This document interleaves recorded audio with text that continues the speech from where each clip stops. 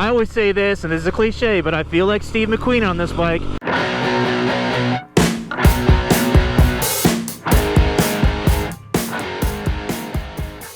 Hi guys, Dylan from Throttle Company here again. So we're going to do another episode of In the Loop. We got a little bit of good weather here in Columbus, Ohio for, I don't even know what day it is, January 10th? Anyway, early in January. Nicole has taken the time to put up some cool photos so we can enjoy some of those here as I start my video looking in the mirror like I'm trying to do, show off the shop and say hi because you never see me in the video. Anyway, let's go and get started because we got a little bit of a nice weather day here. So as I know from the thumbnails and doing the YouTube a little bit so far, there's no surprise. So we're doing a 1968 TR6C. And the way that this bike works with that number or the name is this is a Triumph. They do, well, it sounds like somebody just walked into the shop, but they call them TR6 if it's a single carburetor, which you can see in there, and then the C means it has the competition pipes, the higher pipes. So let's go ahead and get started. The way that works is we turn the key on, and we have a little bit of light here. This one has a LED. Make sure the gas is on, which it is, and then we use this button here called the tickler. So I'm just going to hold that down until I see a little bit of gas dribble. There we go. Maybe a little more than I meant to. And it's kickstart only, so that's why we're going through all this. Otherwise I just push the button. So we kind of feel where we find compression, and then this one does not like any gas, any throttle at all, and we kick through.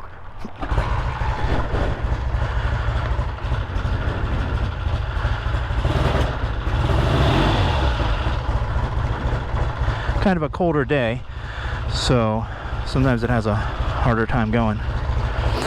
So right side shift. So I'm shifting on the right, brake on the left. Everything else should be the same that you're used to.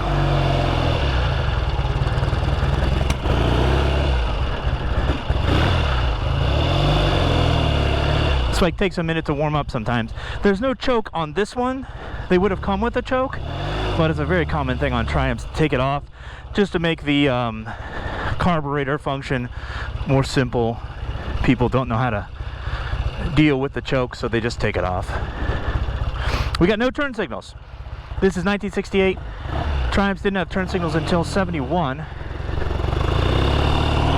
So we signal when we can. So right foot, I got to lift up on the shifter there. I always forget the first time, and I want to hit the brake. I want to lift up on that brake pedal, and it's stiff. It's not easy to lift up.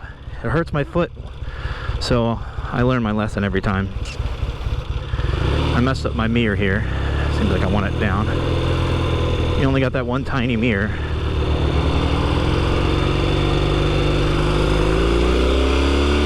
So this particular bike, at this point in time, this one's been modified. So stock, this would have been a 650cc motorcycle. It's a twin.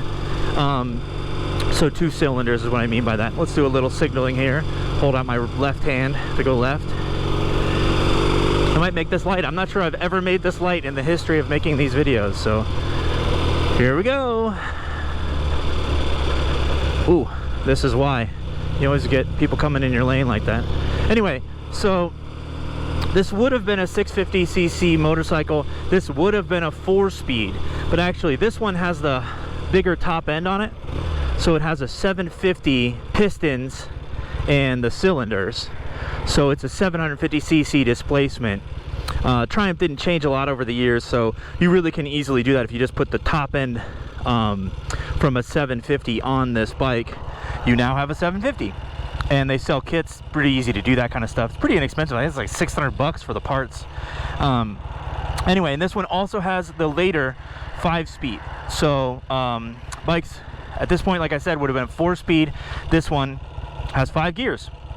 They didn't do that until 1972. So somebody at some point, it wasn't me, took the older or the later model transmission and put that in there.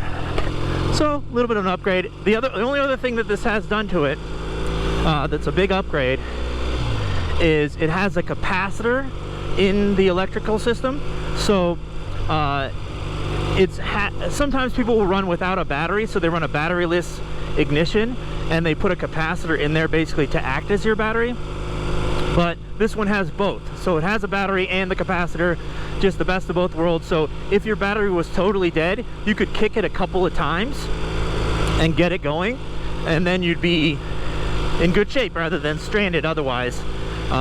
You can, if your battery is like really low, you can still kick it, especially on a well-tuned bike, depending on your options and if your headlight is draining the battery, and if you have electronic ignition, sometimes it needs a certain level of voltage. But it's just a nice thing to have, especially on a kick-only bike.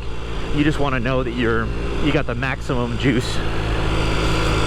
I'm going to use my turn signal because there's a guy on my butt here, so I'm holding it out.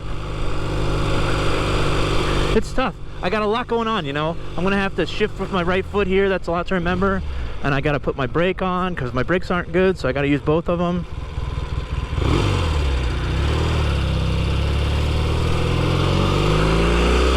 But this is a real time machine. That's what it's like riding a Triumph, especially a 60s Triumph. They're time machines, man. This is what it's like. No turn signals, barely any mirror. You got brakes, but they're not modern brakes by any stretch. I hit them kind of hard to show you there, and they'll make the front end dive, but they're not performance brakes. They're drums, both front and rear. For the time they were decent, but man, they're famous for not stopping you very well. So I got a little bit of power. That 750, it gets up and goes. This bike scoots. We're not going to take these turns too crazy because people are coming across the line at me. But man, this is a fun bike. I always say this, and this is a cliche, but I feel like Steve McQueen on this bike. You see those videos of him, or photos of him flying around and in the movies and stuff. He was a huge Triumph fan, loved the British bikes, and raced them and stuff. And you just always feel like such a cool guy on a bike like this. You just got nothing in front of you. You got those high pipes, the scrambler. I got a little more power, a little more grunt to the exhaust sound. And man, are these cool bikes. We get a little speed on this turn. Give you the beans here.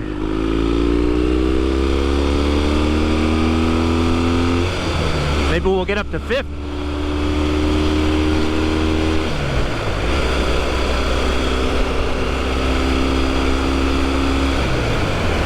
There we are. 5 whole gears.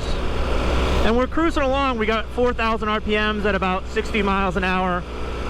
So that fifth gear, I heard it's the same actually as the 4th gear final drive, but anyway, it seems like it makes a big difference. This is certainly a bike that's capable of going on the highway.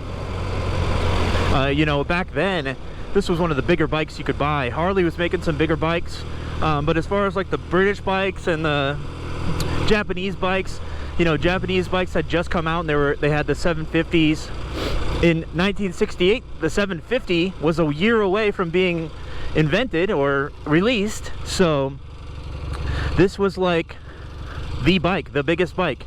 Would have been a 650 back then, but this was the one.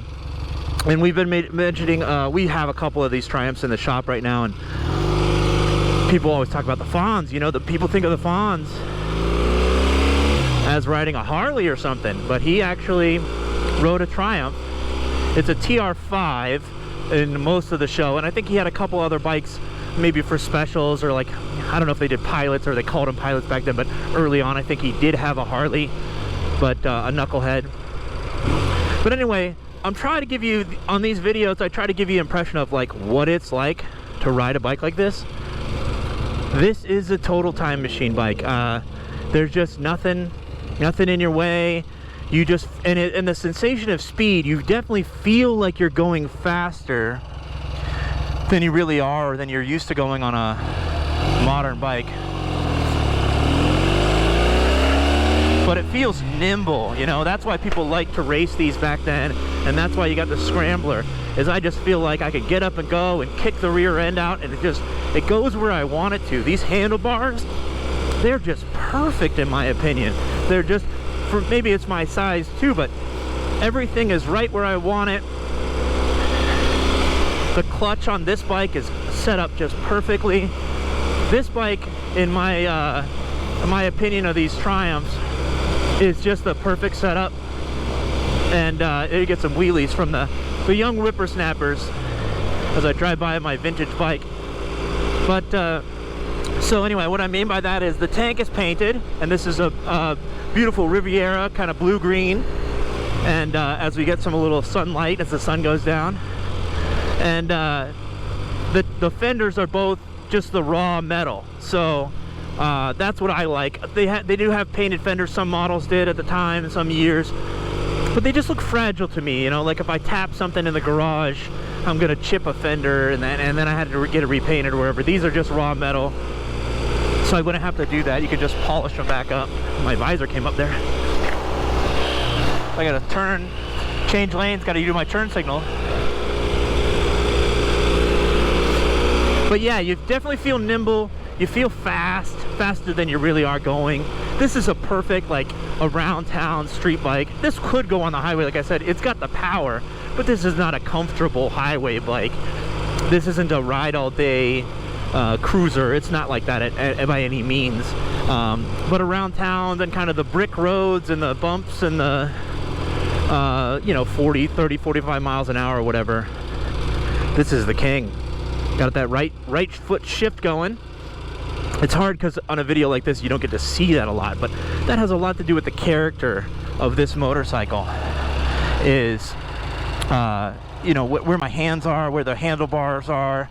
You have this big knob. A lot of people ask what this is. I can on the fly change the steering to make it a little quicker or a little slower. You just dial in the speed there. Looks like Nicole shut the door on me here, so we're not going to get our classic ride in scene. But thank you for watching. This is one of my favorite motorcycles. This might be my favorite motorcycle that we have here at Throttle Company. I would love to answer questions or talk about it. It is for sale. It's got a pretty hefty price there because it's just so perfect and so nice. You saw I had not warmed this up before. I rolled it over there. It took one kick to start. We didn't even talk about that. So this bike is just set up perfectly. It's a favorite of mine, so it would really take a lot to let it go.